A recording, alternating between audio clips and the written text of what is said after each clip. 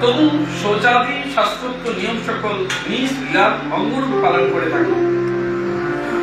কথা বলবে না কেউ? আমি পরমেশ্বর, তবু শৌচাদি শাস্ত্রোক্ত নিয়ম সকল নিজ লীলার অঙ্গরূপে পালন করে থাকে। ভগবান বলছেন, তো ভগবান কিছু নিয়ম পালন করে, কিসের জন্য? লোকশিক্ষার জন্য।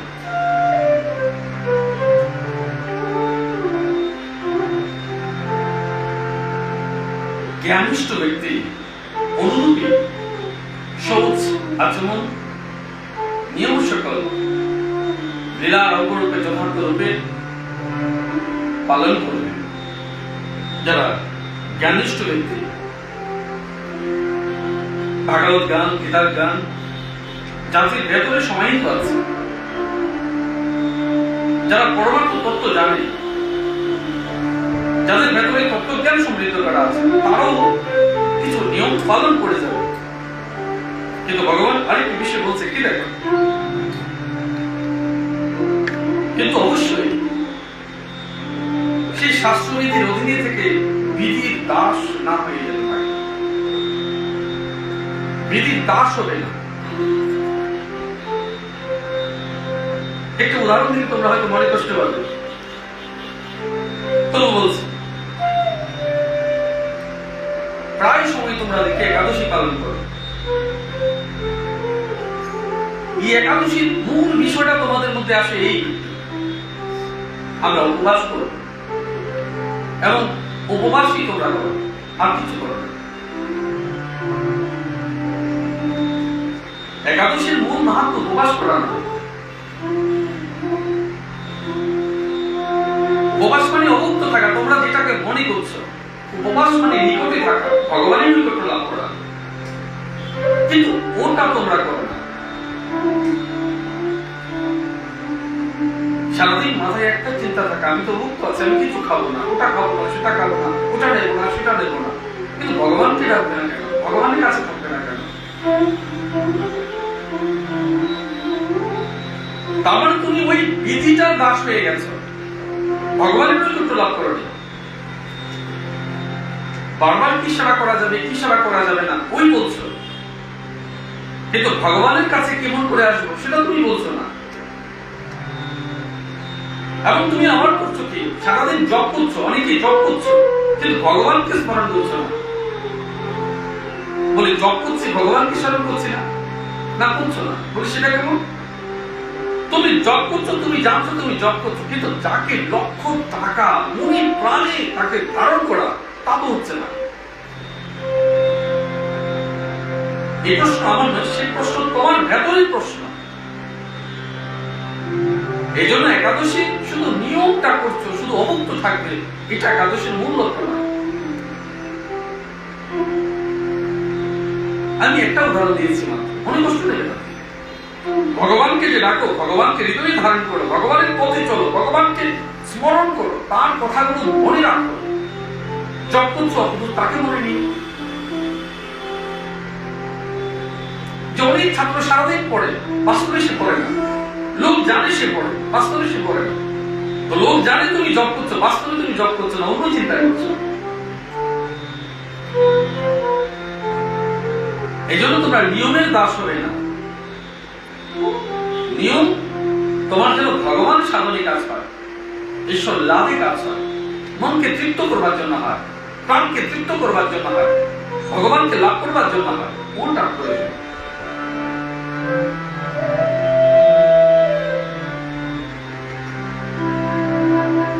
কারণ জ্ঞানিষ্ঠ ব্যক্তি ভেদাভেদের প্রতীতি থাকে না। আমাদের মধ্যে দেখবে শুধু ভেদ এবং ভেদ।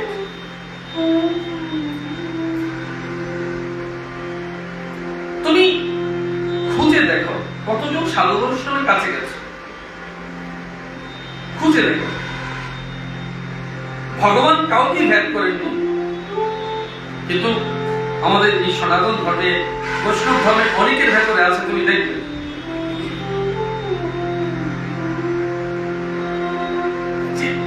ছোট, ও ওই মন্ত্র পেয়েছে, ও ওই মন্ত্র পায়নি, ও এই অধিকার পেয়েছে, ও এই অধিকার পায়নি, নানান কথা বলে, অধিকার অনধিকার বলে তাকে দূরে সরিয়ে রাখা হয়েছে।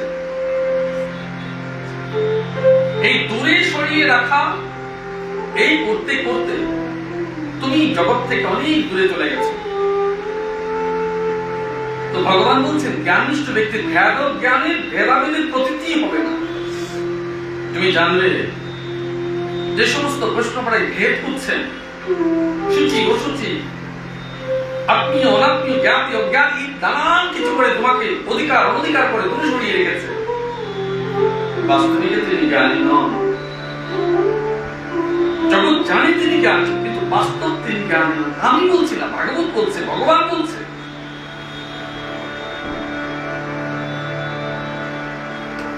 পরমাত্মিক পরম মহাপুরুষদের কাছে অর্থ এবং অনর্থ দুই সমান, সূচি এবং অসূচি দুই সমান, মৃত্যু এবং জীবন দুইটি সমান। ওই জায়গায় তুমি যখন বিচার বিবেচনা করলে, তখন তুমি দেখো যে কার ভেতরে ভেদ আছে আর কার ভিতরে ভেদ নেই। যখন তুমি এইরূপ বিচার করো, আমি বৈষ্ণব তুমি অবৈষ্ণব, যখন তুমি এরূপ বিচার করো আমি ব্রাহ্মণ তুমি অব্রাহ্মণ, যখন তুমি এরূপ বিচার করো আমি জ্ঞানী তুমি অজ্ঞানী, এখানে বসো। যখন তুমি এরূপ বিচার করো আমি ক্ষত্রিয় তুমি অক্ষত্রিয়, ক্ষত্রিয় নও, আমি শূদ্র তুমি অশূদ্র, ইত্যাদি নানান রূপ বিচার করো, তুমি মানুষ বিচার করলে না, ভগবানের ভক্তের বিচার করো না। ভক্তের কোনো বর্ণভেদ নেই, ভক্তের কোনো অধিকার অনধিকার তত্ত্ব নেই। যিনি যতটুকু সাধন করেছেন তিনি ততটুকু এগিয়ে গেছেন। সেখানে বৈষ্ণব অবৈষ্ণব, সাধু সন্ত, মহাত্মা, জ্ঞানী অজ্ঞানী তার কোন স্থান নেই। শুধু এইটুকু আছে, কৃষ্ণ ভক্তিতে তিনি কতটুকু গেছেন, কতটা পিছিয়ে আছেন। এবং ভক্তিতে যেতে গেলে নির্মলতা ভীষণ প্রয়োজন। তো যার ভেতরে ভেদ আছে তিনি তো নির্মল হতে পারেননি, সাধু হতে পেরেছেন, বৈষ্ণব হতে পেরেছেন, মহাত্মা হতে পেরেছেন, অনেক কিছু হতে পেরেছেন জগতের কাছে, কিন্তু ভগবানের কাছে তিনি অধিকার প্রাপ্তই হন। তাই যদি সত্য হতো তাহলে কেন তিনি ভাগবত এই কথা বলছেন?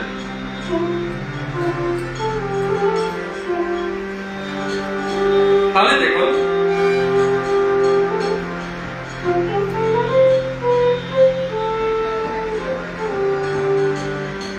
ভেদাভেদের প্রতিটি মৃত্যুকাল পর্যন্ত স্থায়ী হলেও দেহাবসানে লুপ্ত হয়।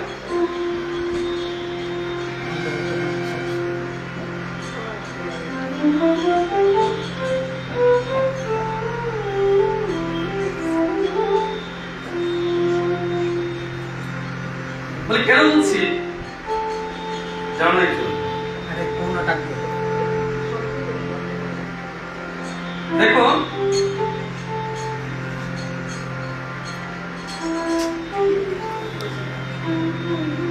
যতক্ষণ তোমার ভেতরে ভেদ থাকবে ততক্ষণ পর্যন্ত তুমি জানবে যে তোমার হৃদয় নির্মল হয়নি। তুমি কখন জেনেছো তুমি বৈষ্ণব, তুমি সাধু, তুমি সন্ত, তুমি ব্রাহ্মণ? কখন জেনেছো? যখন ভেতরে অহংকার সুপ্ত রূপে জন্ম নিয়েছে।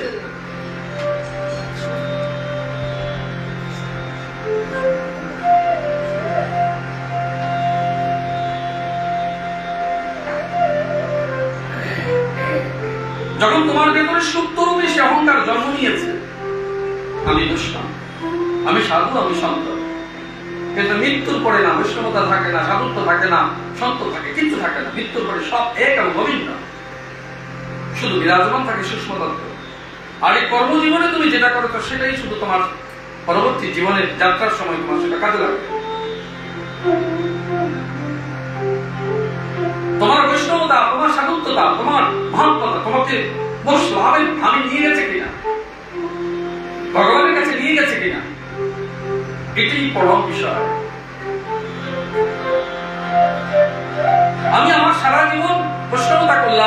সন্ন্যাসতা করলাম, সাধুত্ব করলাম, সব করলাম, কিন্তু অন্তে ভগবান দর্শন হলো না, ভগবানকে পেলাম না। তোমাদের আমি ছোট্ট একটা প্রশ্ন করে রাগ করবে, তোমরা নিজেদেরকে বড় বৈষ্ণব বৈষ্ণব বলছো, আমি যদি তোমাকে প্রশ্ন করি যে তুমি সত্যি সত্যি উপলব্ধি করেছো, ভগবানের উপলব্ধি করেছো, ভাতৃভাব পেয়েছো? সারা জীবন সূচি অসুচি করে বেড়ালে, ভিড় অভিদ করে বেড়ালে, জ্ঞান অজ্ঞান করে বেড়ালে, অধিকার অনধিকার করলে, দূরে সরিয়ে দিবে, ভগবান পেয়েছো?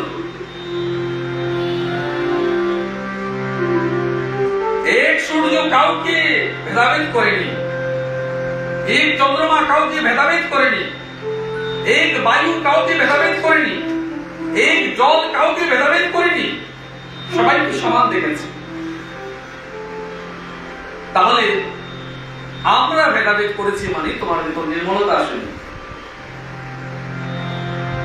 যিনি দুধ বিক্রি করেন তিনি বৈষ্ণবের ঘরেও ওই একই ভাণ্ড থেকে দুধ দিলেন, ব্রাহ্মণের ঘরেও একই ভাণ্ড থেকে দুধ দিলেন, নারায়ণ মন্দিরেও একই ভাণ্ড থেকে দুধ দিলেন, লক্ষ্মী মন্দিরে একই ভাণ্ড থেকে দুধ দিলেন, কিংবা সূর্যের ঘরেও একই জায়গা থেকে দুধ দিলেন, কিংবা ওই বাচ্চার জন্য একই জায়গা থেকে দুধ দিলেন।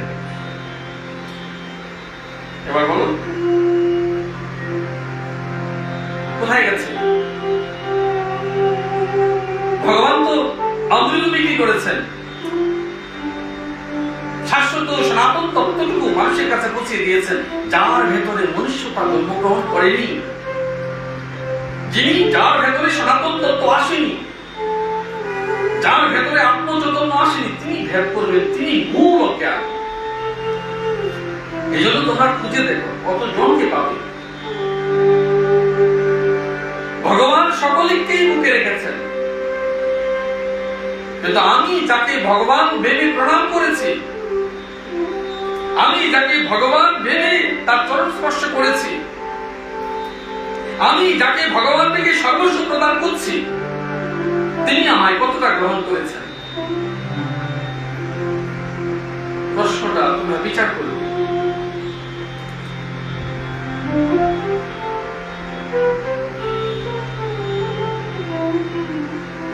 প্রশ্নটা বিচার করবে। এই ধরায় তার মাটিতে কুমড়া ফলছে, লাউ ফলছে, বেগুন ফলছে, আলু ফলছে, ধান ফলছে, সব ফলছে, একই মাটি। তো মাটি কোনদিন প্রতিবাদ করেছে? বৈষ্ণব হচ্ছে মাটির মতো, ধরা দেবীর মতো, তার কাছে কোনো ভেদ নেই। মলমূত্র হচ্ছে আবার প্রতিবাদ করা হচ্ছে, যেখানে পুজো করছো তার পাশেই মলমূত্র ত্যাগ হচ্ছে, কিন্তু পৃথিবী প্রতিবাদ করেনি, ধরাদেবী প্রতিবাদ করেছে তোমার কাছে। এই ঘরেই এটা আসলে একটি বাথরুম, এই ঘরেই ঠাকুর ঘর। ভগবান প্রতিবাদ করেছে? করেনি। তুমি তো এখানেই আছো, প্রতিবাদ করেছে? করনি। শৌচ এবং অশৌচ পাশাপাশি অবস্থান করছে। যে পা তুমি সামনে দিয়েছো শৌচে, যে পা রয়েছে পেছনে সেটা অশৌচের। তো তুমি অশৌচে কেন থাকবে? কিন্তু মনে রাখবে নিজের অজ্ঞান অন্ধকারটুকুই শৌচ, অশৌচ, জ্ঞানটুকুই শৌচ। মনের নিষ্কলতাই নিষ্পাপটুকু হচ্ছে শৌচ, মনের পাপটুকু হচ্ছে অশৌচ। সংসার জীবনের যেটা, সেই থেকে তো তুমি অনেক পড়ে গেছো। সংসার জীবনের চলাচল লোকাচার বশত যেগুলো হচ্ছে তা তোমার জন্য কেন হবে? সাধু মহাত্মা পরম বৈষ্ণব তাদের জন্য এইসব কার্যকরী হবে না। তাদের বিচার হচ্ছে চেতনা, চৈতন্য। চৈতন্যটা তোমার কতটা হয়েছে? আমি বলছি তোমার অসহজ। তোমার হৃদয়ে ভগবান আছে কি নেই, না ওই কয়েকদিন ভগবান বাস করে না? আমি বলতে পারো যে গুরুদেব আমার এই কয়েকদিন ওষুধ চলছে, তাহলে আমার হৃদয় ছেড়ে আমাকে গোবিন্দ ছেড়ে গেছেন কিনা? গোবিন্দ বলেছে তুমি পালন করো, জ্ঞানীও পালন করো, কিন্তু তার দাস হবে না। ওই জায়গায় বলছি নিয়ম করো, লোকাচার সব পালন করো, কিন্তু তার দাস হবে না, ভেদাভেদ করবে না, তাহলে আসল তত্ত্ব তুমি খুঁজে পাবে না, নিয়মের গণ্ডিতে বন্ধ হয়ে থাকবে না।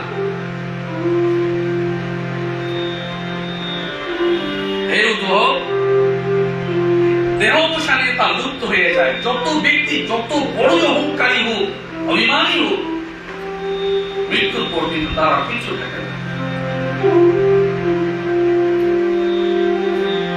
কত বড় বড় শক্তিশালী ক্ষমতাশালী, মৃত্যুর পরে কিছু রয়েছে?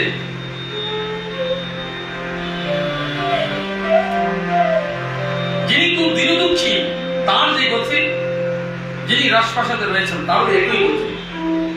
ভগবানের কাছে দুজনই সমান রূপ দাঁড়িয়ে আছেন। যিনি পাপী তিনিও দাঁড়িয়ে আছেন, যিনি পুণ্যবান তিনিও দাঁড়িয়ে আছেন। এখন ভগবান বলো আমাদের কি গতি? ভগবান পাপীকে বলবে তুমি স্বর্গে যাও, কিন্তু পুণ্যবানকে বলবে তুমি নরকে যাও, বলতে পারবে? তো ভগবান ইচ্ছে করলে কিছু করতে পারে না। তোমার কর্মের জন্য তুমি নিজে দেয়, তোমার কর্মফলের জন্য তুমি নিজে দেয়। প্রশ্ন হচ্ছে এইখানে, এই মানব জীবনে তুমি কতটা কর্ম করছো পরমাত্মিক সিদ্ধির জন্য? আমি কত বড় বৈষ্ণব, কত বড় সাধু, কত বড় মহাত্মা, তা লোককে জাহির করার জন্য নয়, লোককে দেখানোর জন্য নয়, আত্মসিদ্ধির জন্য, পরমাত্মিক সিদ্ধির জন্য। সেটা তোমার গভীরের কথা, তোমার ভেতরের কথা, তোমার এবং তোমার গুরুদেবের সঙ্গে সম্পর্ক, তোমার এবং ভগবানের সঙ্গে সম্পর্ক। এই সম্পর্ক জগতের লোক জানবে কেন? ও দ্বিতীয়টি জানবে কেন? তোমার এবং তোমার ভগবানের মধ্যে কি সম্পর্ক, তোমার এবং তোমার গুরুদেবের মধ্যে কি সম্পর্ক, তা তৃতীয় জন জানবে কেন? যখন তৃতীয় জন জানলো, তখন সেটা রাজসিক এবং তামসিক ভক্তিতে, অপরা ভক্তিতে পরিণত হয়ে গেল।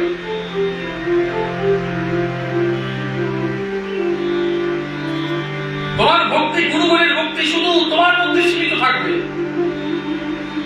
অভিশাপ। এই জন্য জগতের লোককে ঘৃণা করে ভক্তি হয় না। যারা বলছো আমার অনেক ভক্তি আছে, ওই যে কথা বলছি, ভেদ আছে কিনা তোমার? ভক্তিতে ভেদ থাকে না। যার ভেদ আছে তার ভক্তি নেই, অভিমানের অহংকার আছে, সে চিহ্নিত করতে পারছে না। এটাই তো চলছে, এটাই চলছে। এই জন্য মানব ভগবানের শ্রীচরণে অন্যের জন্য আসতে চায় না। কিন্তু মূল সনাতন তত্ত্ব যখন তুমি বিচার করবে, না আছে ভেদ, না আছে অভেদ, না অধিকার, না অনধিকার, না ব্রাহ্মণ ক্ষত্রিয়, না বৈষ্ণব বৈষ্ণব, ঈশ্বরের কাছে সকলে এক এবং অভিন্ন। এই সত্য জানতে জানতে তোমার জীবন দ্বীপ নিয়ে যাওয়ার কথা হবে। যদি জন্মে তুমি এই সত্যটুকু উপলব্ধি করো, আমাতে এবং তোমাতে কোনো তফাৎ নেই। তফাৎ কতটুকু, কে ভগবানের কাছে সমর্পণ করেছে, কে আগে করেছে, কে পরে করেছে, কতটা করেছে, এই শুধু থাকবার কিছু না।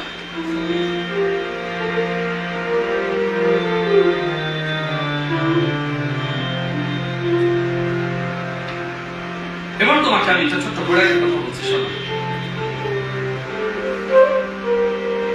জিতেন্দ্রীয় পুরুষ যখন এই জ্ঞানে প্রতিষ্ঠিত হয় যে সংসারের বিষয় ভোগ দুঃখ ছাড়া আর কিছু না, কিছু দিতে সক্ষম নয়, তখন সে নিষ্ক্রিয় হয়ে যায়। আপনি বিচার করুন তো, খুব স্বাদ আহ্লাদ করে ঢাক ঢোল পিটিয়ে সানাই বাজিয়ে বিয়ে করেছেন। কারো 3 মাস গেল, কারো 3 বছর গেল, আবার কারো 30 বছর গেল, কারো ছুটে গেল, কারো রয়ে গেল, কারো নষ্ট হয়ে গেল। কিন্তু আপনি যখন ঢোল ঢাক বাদ্যি অনেক কিছু করেছেন, তখন আপনার মাথায় কি এসব ছিল? কিন্তু পরিণাম তো এই হয়েছে। বিচার করে দেখুন, ছেলের জন্য করেছেন, মেয়ের জন্য করেছেন, পিতার জন্য করেছেন, মাতার জন্য করেছেন, ভাইয়ের জন্য করেছেন, বোনের জন্য করেছেন, জ্ঞাতের জন্য করেছেন, স্বজনের জন্য করেছেন, তারা আপনাকে এগিয়ে দিয়েছে। আজ পিতৃমাতৃ ছেড়ে দিলাম, ওটা আলাদা ইস্যু। আপনাকে কি করেছে, ওরা আপনাকে কি দিয়েছে, ওই হিসেব যখন আপনি করবেন, আপনি দেখবেন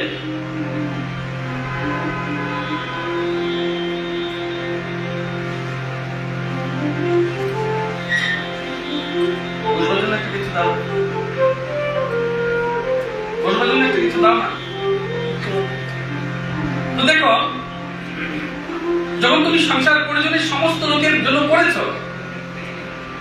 তো তুমি বিচার করো তোমার জন্য ওরা কি করেছে। এবার হিসেবের পালা। বাবা যা করেছে পুত্র তার 10 ভাগের নয় 100 ভাগের 1 অংশ করতে পারে না। পুত্রের অহংকার টাকা আমি মনে করেছি, কিন্তু তিনি যখন আবার পিতা হয়ে যান তখন অভিমান থাকে তার পুত্রের উপর। সবাইকে যারা দিতে শিখেছে তারা হিসেব করে নিতে শিখেনি। এই সংসার জীবনের সবচেয়ে বড় বৈচিত্র্য কি জানো? যারা দিতে শিখেছে তারা হিসেব করতে শিখেনি, নিতে শিখে। আর যে দেয় সে হিসেব করে, যে নিচ্ছে সে হিসেব করছে। দাতা যদি হিসেব করে ফেলে সে তো দাতা হইল না। এই জন্য পিতা মাতা গুরু এরা কখনো তোমার কাছে হিসেব চাইবে না, কি দিয়েছে। ওদের হিসেব নেই, ওদের হিসেব মেলাতে পারবে না। তাই ভগবানের ক্ষেত্রে বিচার করো, ভগবানের ক্ষেত্রে হিসেব মেলাতে পারবে না। এই সমস্ত বিষয় যখন তুমি জানবে, এই সংসারে এসেছো শুধু দেওয়ার জন্য, নেওয়ার জন্য নয়, সেদিন তুমি শিখবে। নচেত সারা জীবন তোমার দুঃখ থাকবে। কারো পিতৃ সম্পদ পাইনি বলে দুঃখ, কারো মাতৃ সম্পদ পাইনি বলে দুঃখ, কেউ বোনের জন্য দুঃখ, কারো ভাইয়ের জন্য দুঃখ, কারো ছেলে মেয়ের জন্য দুঃখ, কারো বাড়ি বোনের জন্য দুঃখ। দুঃখ তো তোমার সারা জীবন থাকবে, কারণ তুমি চাইছো। যেদিন তোমার এই প্রত্যাশাটা থেমে যাবে, আমি কিছু চাই না, আমায় যা দিয়েছে ভগবান, আর আমি কর্ম করে যা করতে পারছি তাই আমার ভাগ্য আছে, তাহলে তুমি সুখী। বিচার করে দেখো, ওটা পাওয়াটাও বড় ভাগ্য। বাবার দেওয়া বস্তু, ভাইয়ের দেওয়া বস্তু, বোনের দেওয়া বস্তু, শ্বশুর বাড়ি থেকে প্রাপ্ত বস্তু, এই সব কিন্তু তোমার বড় ভাগ্য। তো বড় ভাগ্য না হলে জীবনে সুখী হওয়া যায় না। আর পর ভাগ্যের প্রতি যত বেশি তোমার টান থাকবে, তত বেশি তোমার কপালে দুঃখ আছে। তুমি দুঃখ থাকবে, দুঃখে মুক্ত হবে, মনে মনে হলো দুঃখ থাকবে, অশান্তি থাকবে, অনুশোচনা থাকবে, আমি পাইনি।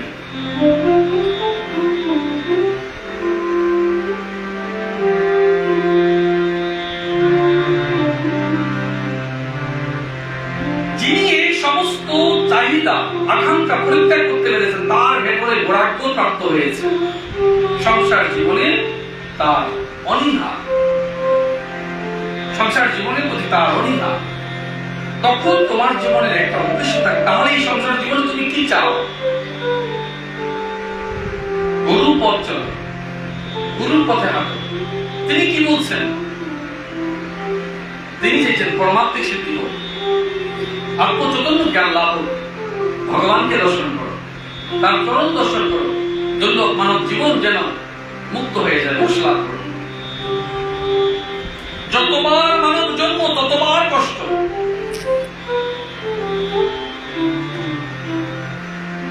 যতবার মানব জন্ম ততবার কষ্ট, কিন্তু মানব জন্ম থেকে মুক্তি তোমার প্রয়োজন নেই। আচ্ছা, তাহলে কি করবে? ভগবানকে করবে। ভগবান কোথায় পাবো?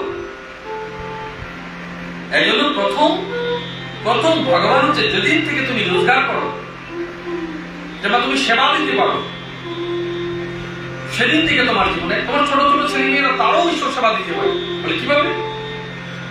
বরং ভগবানকে তো সে ডাকবে, কিন্তু যে ভগবান ওকে লালন পালন করে, ওরা কি চায়? বলবে তুমি ভালো রেজাল্ট করো, ভালো পড়াশোনা করো, আমার কথা শোনো, নেশা করবে না, মা বাবার তখন সেবা করো, তাদের কথা শুনে রাখো। এটাই তাদের জীবনে সবচেয়ে বড় সেবা। ও তো ছোটবেলা থেকে এইসব শিখছেই না। তো যে ছেলে মেয়ে প্রথম জীবন থেকে তার পিতৃমাতৃ সেবা থেকে দূরে চলে যাচ্ছে, সে তো ভগবান থেকে দূরে যাচ্ছে। যার আচার ব্যবহার কোনদিন মানব কল্যাণ হয়নি, পরিবারের কল্যাণই করতে পারেনি, সে মানব কল্যাণ কি করবে? যে ব্যক্তি এত কিছু শিখে পড়েও তার পিতা মাতার কল্যাণ সাধন করতে পারেনি, সে জগতের কল্যাণ সাধন কি করবে? এই সহজ কথাটা কেন তোমরা বুঝো না?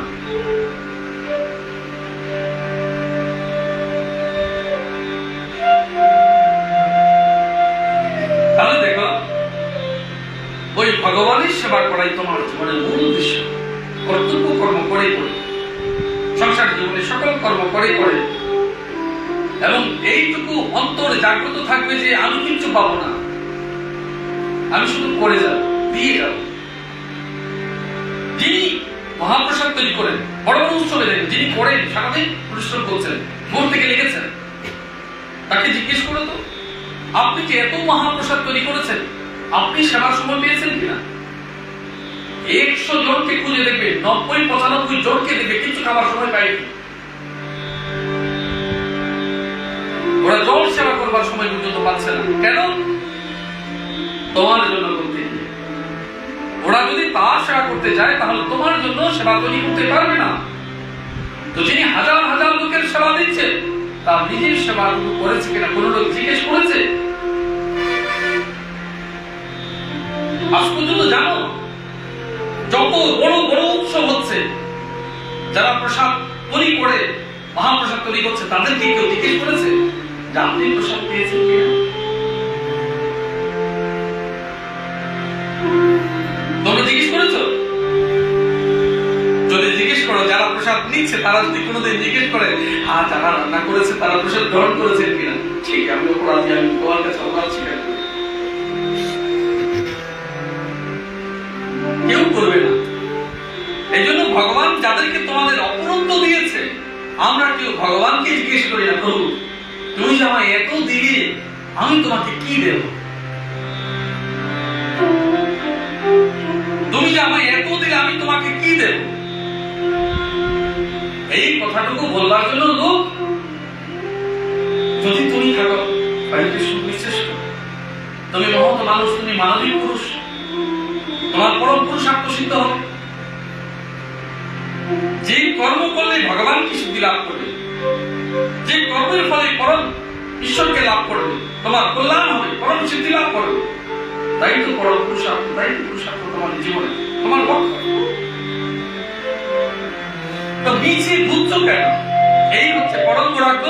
জগৎকে জানলে, নিজের বিষয়টাও জানলে, যে পরম সত্য জেনেছে তিনি বৈরাগ্য লাভ প্রাপ্ত হয়েছেন। তোমার আশেপাশে মাত্র কয়জন লোক ঘোরাফেরা করে, জানো ওরা কারা? যে কয়জন দেবতা তোমার আশেপাশে রোজ ঘোরাফেরা করে, তোমায় জিজ্ঞেস করে, ওই দেখো আমি সুগন্ধবহী, কিন্তু আমি সুগন্ধের জন্য দাস নই, আমি দুর্গন্ধবহী, কিন্তু দুর্গন্ধের দাস নই। সেই বায়ু দেবতা প্রতিদিন তোমার নাকের কাছে আসছে, তোমার শরীর ত্বককে স্পর্শ করছে, বলছে আমাকে দেখো। প্রকৃতির গুণে গুণান্বিত হবে না, তোমার নিজের গুণে গুণান্বিত থাকো। চিনতে পারো তাকে?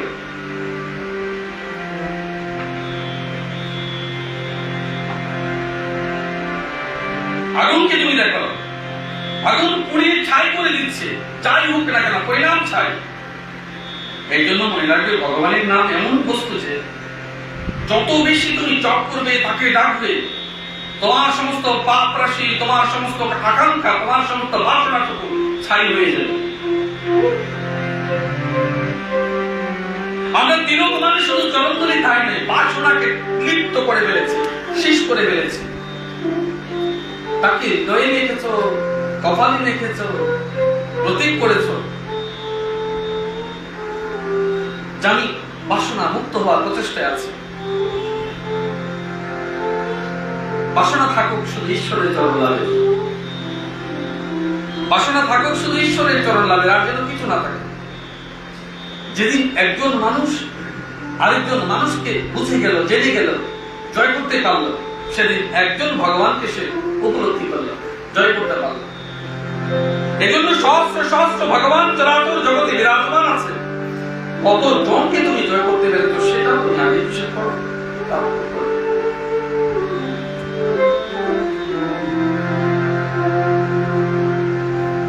তখন যদি তার আমাকে লাভ করবার উপায় জানা না থাকে, সে ভগবত চিন্তায় বিপুল ব্রহ্মনিষ্ঠ সদ্গুরু শরণাগত হয়।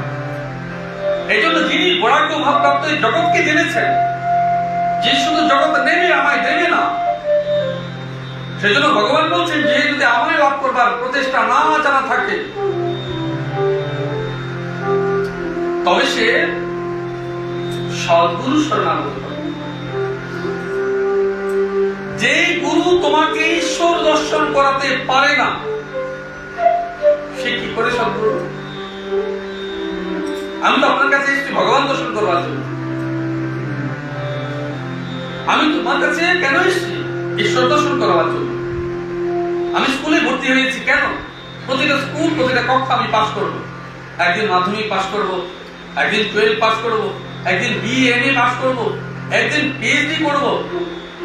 তারপর আমার মনের অভিলাষা পূর্ণ হবে। আমি স্কুলে ভর্তি হলাম, বছর বছর ফেল করলাম, সবাই তো আমাকে বলবে, পিতামাতা থেকে শুরু করে সবাই বলবে। তো গুরু গৃহে যখন শরণাপন্ন হয়েছ, তোমার আধ্যাত্মিক জগতের উন্নতি কোন কক্ষ পার হয়েছ? মহাজন, তপ, সত্য, সমস্ত স্তরগুলো, আধ্যাত্মিক জীবনের প্রত্যেকটা শ্রেণীগুলো অতিক্রম তুমি করতে পেরেছ কিনা? তোমার জীবনের কুলকুণ্ডলিনী শক্তি কতটা তুমি জানতে পেরেছ? ঠিক চক্র, সাধিষ্ঠান চক্র, নাভি চক্র, এই থেকে শুরু করে সমস্ত চক্রগুলো অতিক্রম করে করে ব্রহ্মরন্ধ্র ওই জায়গায় যেতে পেরেছ? ওই জায়গায় বুঝতে পারছো?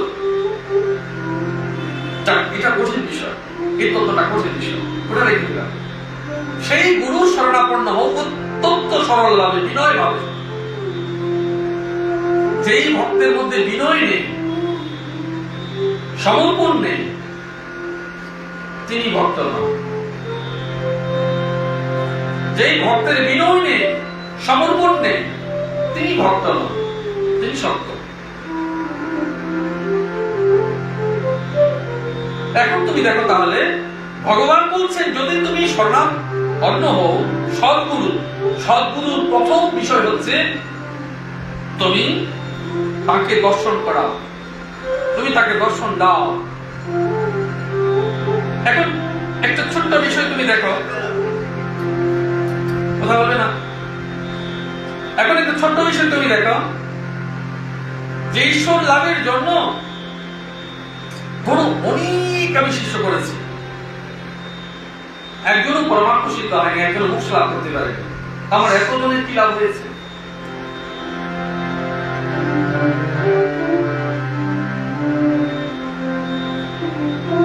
ভগবান অর্জুনকে কি বলেছেন? হাজার অজ্ঞানী শিষ্যকে নিয়ে স্বর্গে যাওয়াচ্ছে, একজন জ্ঞানী শিষ্যকে নিয়ে স্বর্গে যাওয়া, নরকে যাওয়া হলো। কেন তিনি কথা বলতে গেছেন? এই জন্য একজন শিষ্যই যথেষ্ট।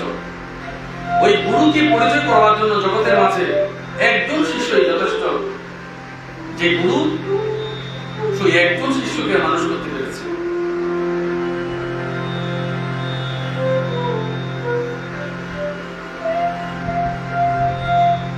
যিনি, যেই ব্যক্তি তার গুরুর আশ্রয় গ্রহণ করেছে, যিনি তার প্রথম শয়ে শরণাগত হয়েছে, তার শিষ্যকে সমর্পণ করেছে, গীতে সম্পর্কযুক্ত হয়েছে, ঘনিষ্ঠতা প্রাপ্ত হয়েছে, ষড়চক্রকে ভেদ করেছে, সমস্ত শাস্ত্র বিদ্যাকে অবলম্বন করেছে এবং সাকার জগৎকে জেনেছে, তিনি তো শিষ্য। এই বিষয়গুলো জানবার জন্য তোমাকে গুরুর শরণাগত নেওয়া খুব প্রয়োজন, এবং যিনি সেই সদ্গুরু, যিনি তোমাকে ঈশ্বরকে দর্শন করা। যেদিন তোমার দর্শন হবে সেদিন তুমি জানবে, আর তোমার গুরুদেব জানবে, আর তিনি জানবে। আর জগতের লোক জানবে না।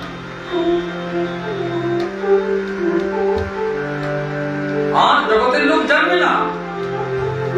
তখন জগতের লোক তার কাছে ছুটে আসবে। কখন?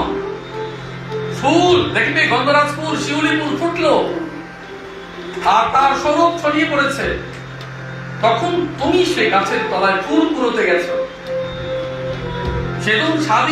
সেদিন সাধু মহাত্মা যখন প্রকৃত মহাত্মা ঈশ্বর দর্শন লাভ করে ফেলেছে, তখন তার কাছে তোমার মানুষের জগতের লোকের লাইন পড়ে যাবে তার কল্যাণ সাধনের জন্য, তার কাছ থেকে কল্যাণ প্রাপ্তির জন্য। এই পরম সত্যটুকু তুমি জানো।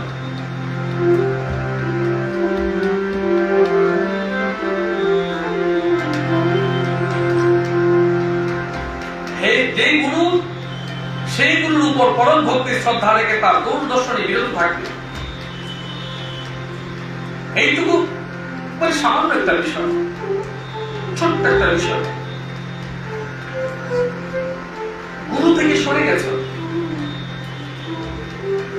গুরু তোমাকে সরেছে না গুরু তোমার কাছ থেকে, তুমি তার কাছ থেকে সরেছ? কোনটা?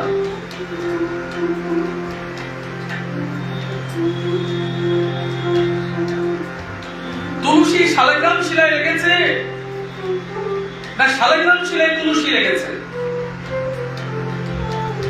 তোমরা যারা ব্রাহ্মণ আছো তারা বলো, সমাজ জীবনে যারা ব্রাহ্মণ হিসেবে পরিচিত আছে তারা বলো, শালিগ্রাম শিলা গিয়ে তুলসীতে লেগেছে না তুলসী গিয়ে শালিগ্রাম শিলায় লেগেছে? দেখো। এবার গুরুকে শিষ্য থেকে আলাদা করো, গুরুকে শিষ্য থেকে, শিষ্যকে গুরু থেকে আলাদা করো। যদি যথার্থ গুরু হয়ে থাকে, যথার্থ শিষ্য বলে দেবে তো এই প্রকার আলাদা করো।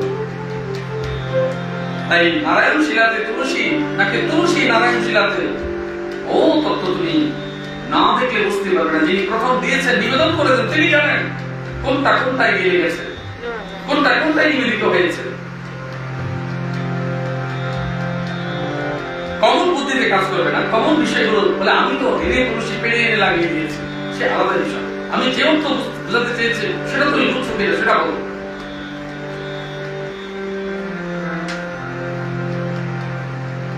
তাহলে সেই গুরুর দোষ দর্শনে বিরত থাকবে। এখন নারায়ণ শিলাকে বলো কেন তুমি তুলসীতে লেগেছো, আর তুলসীকে বলো কেন তুমি নারায়ণ শিলায় লেগেছো। কার দোষ? এই জন্য গুরুতে দোষ দর্শন বিমুখ থাকো, বিরত থাকো, তাহলে তোমার কোথাও জায়গা নেই। আমি আগেও বলেছি, এখন আরেকবার বলছি, তোমরা বহুজন গুরুদেবের ঘরে যাও, গুরুদেবের বাড়িতে যাও, গুরুদেবের মন্দিরে যাও, শ্রীধামে যাও, গুরুকে প্রণাম না করে গোবিন্দ প্রণাম করতে যাও।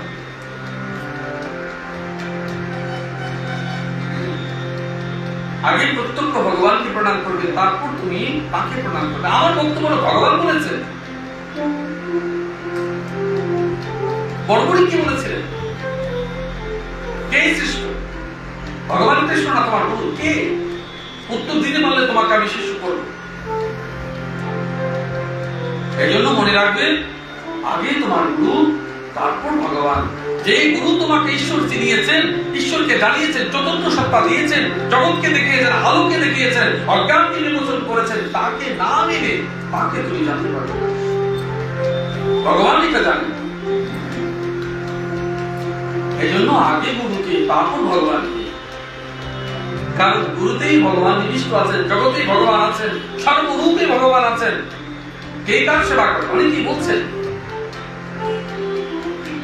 গুরু ভগবানের সেবা করে, ভাগবত আছে, সকালে আছে, আমরা করি, সবাই করি, কিন্তু ভগবান যে তোমার সেবা করে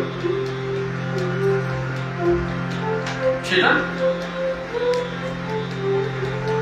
ভগবান যে তোমাদের সেবা করে, কাকে কাকে দিয়ে সেবা করে? এই ভগবানের বইয়ে সূর্য আলো দিচ্ছে, চন্দ্রমা আলো দিচ্ছে, বায়ু কাজ করছে, জল কাজ করছে, বরুণ কাজ করছে, মৃত্যু দেবতা কাজ করছে, শিব পার্বতী থেকে শুরু করে জগতের সমস্ত দেবতা, ঋষি মহাঋষি মুনি সকলেই তোমার গর্বে তোমার জন্য খাটছে। তুমি বুঝতে পারছো না, মৃত্যুর পরেও তা, জন্মের আগেও মৃত্যুর পরেও সর্বভাবে কাজ করছে। সে ভগবানকে কি বলবে? তোমার জন্য করেছে, তা তো দেখতেই পেয়েছে। সকালের জন্য করেছে, তা তো দেখতে পেয়েছ। ব্রজবাসীদের জন্য করেছে, তা তো দেখতে পেয়েছে। তার নিজ গুরুদেবকে শান্তমণি মুনিকেও তার জন্য প্রকম্পা করিয়েছেন। মা যশোদার জন্য করেছেন, দৈবিকর জন্য করেছেন, মানব লীলা অবতীর্ণ হয়ে মানব লীলা করবার সময় করেছেন, করেননি? তাহলে ভগবান যে তোমার সেবা করে তার মূল্যটা কে বুঝবে? কেন করে? শুধু তোমার কল্যাণের জন্য, শুধু তোমার কল্যাণের জন্য, আর কারো কল্যাণের জন্য না, শুধু তোমার কল্যাণের জন্য। এইটুকু তুমি বুঝবার চেষ্টা করো। এই জন্য গুরুতে দোষ দেখবে না।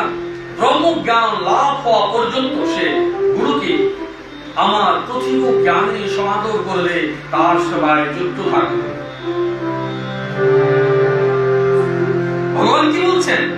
যতদিন পর্যন্ত এই যে তোমাদেরকে বলি ভেদ করো না, ভেদ করো না, ছোট ভাবো না, অধিকার অধিকার করে দূরে সরাবে না, কেন বলছি? ওটা শুধু তারাই করবে যারা কোনোদিন ঈশ্বরের তত্ত্ব বোঝেন। হোক না ওর বড় প্রতিষ্ঠান, হোক না ওর বড় পদ, বড় পদ দিয়ে বড় প্রতিষ্ঠান দিয়ে ঈশ্বর দর্শন হয় না, তাহলে ঋষি মানুষের জগলে যেত না। তোমরা মোহে ফেসে গেছো, এই জন্য এটাকে কলিযুগ বলে। মোহে ফেসে গেছো, মোহ থেকে মুক্ত হও, বাস্তবকে জানো। তুমি শুধু তোমাকে জানো, তোমার আশপাশে কে আছে তার দরকার নেই।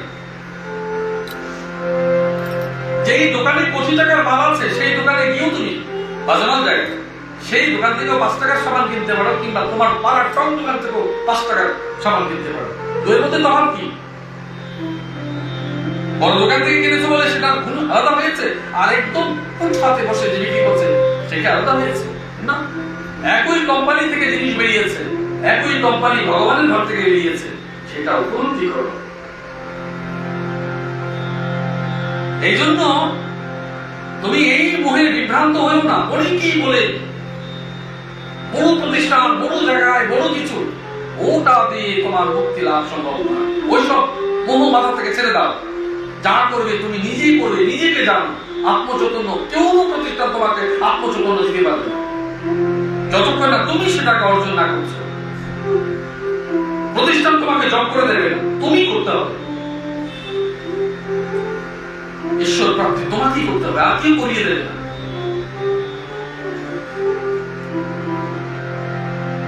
যার বাড়িতে 20টা ঘর আছে, 25টা ঘর আছে, যিনি তার মালকিন, সেই মহিলার ছেলে সবচেয়ে বড় দামি, সবকিছু পাবে না। যিনি একদম ছোট্ট ঘরে কুড়ে করে জন্মগ্রহণ করেছেন, সেই মা এবং ওই বড় লোকের মায়ের তফাৎ কি? উভয় মা, উভয় গুরু। গুরুতে প্রতিষ্ঠানে অপ্রতিষ্ঠানে কোনো শব্দ নেই। যারা এইসব করে তারা কিন্তু জ্ঞানের আলোচনা দেখে। আমি পরম সত্য বলছি, রাগ করবে না। ওরা জগতের মোহে বিভ্রান্ত হয়েছে। জ্ঞানের মোহ, জ্ঞান বিষয়টুকু তার ভিতরে যায়নি, বরং গোড়াটুকু যায়নি।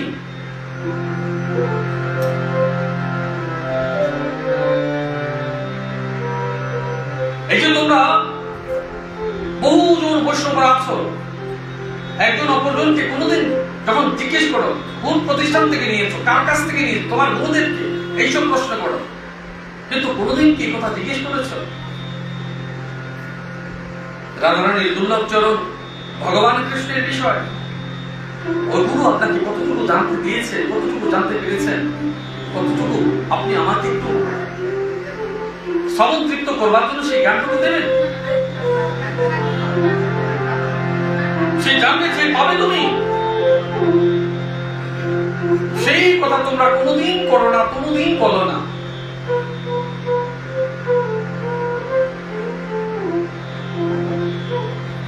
এই প্রাতিষ্ঠানিক তত্ত্ব খুঁজে ঈশ্বর দর্শন লাভ হয় না। আজকে আমরা এখানে এসেছি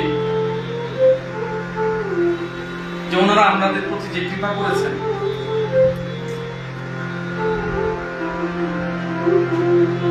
এটা আমাদের জন্য পরম তাত্ত্বিক। শুধু এইটুকু নয়, যে যিনি ভগবানের কথা শ্রবণ করবার জন্য সুযোগ করে দেন, তারও ভগবানের কৃপা প্রাপ্তই হয়ে থাকে, প্রাপ্তই হয়ে থাকে। যিনি পাঠ করেন তিনি শ্রেষ্ঠ, যিনি পাঠ করেন না তিনি শ্রেষ্ঠ নয়, এমন নয়। যিনি শ্রোতা তিনিও শ্রেষ্ঠ, যিনি ব্যবস্থা করে দিয়েছেন তিনিও শ্রেষ্ঠ।